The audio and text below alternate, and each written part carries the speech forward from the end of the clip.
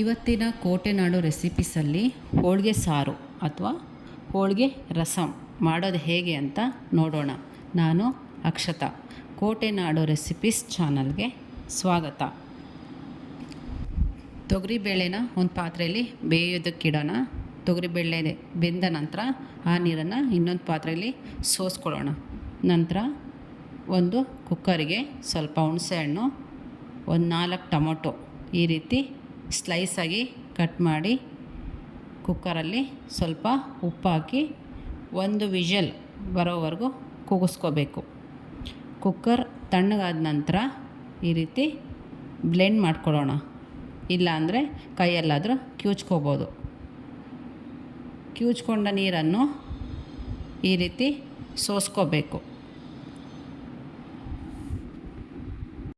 ಈಗ ಸೋಸ್ಕೊಂಡ ಟೊಮೊಟೊ ಮತ್ತು ಹುಣಸೆಹಣ್ಣು ನೀರನ್ನು ಸ್ಟವ್ ಮೇಲೆ ಕುದಿಯೋದಕ್ಕಿಡೋಣ.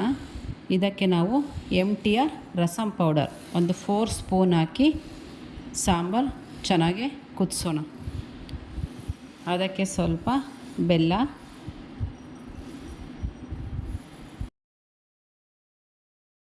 ಬೇಳೆ ಬಸಿದುಕೊಂಡ ನೀರು ಮತ್ತು ಸ್ವಲ್ಪ ಹಸಿಕಾಯಿ ತುರಿ ಹಾಕಿ ಕುದಿಯೋದಕ್ಕೆ ಬಿಡಿ.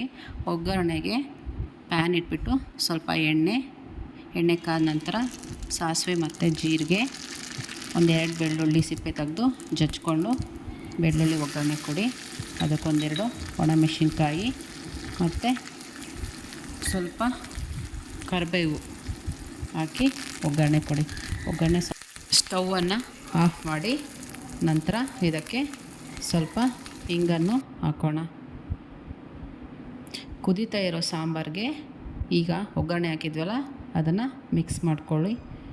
ಚೆನ್ನಾಗಿ ಸಾಂಬಾರು ಕುದಿಯಲು ಬಿಡಿ. ನಂತರ ಅದಕ್ಕೆ ರುಚಿಗೆ ತಕ್ಕಷ್ಟು ಉಪ್ಪು ಹಾಕಿ ಚೆನ್ನಾಗಿ ಕುದಿಸಿ.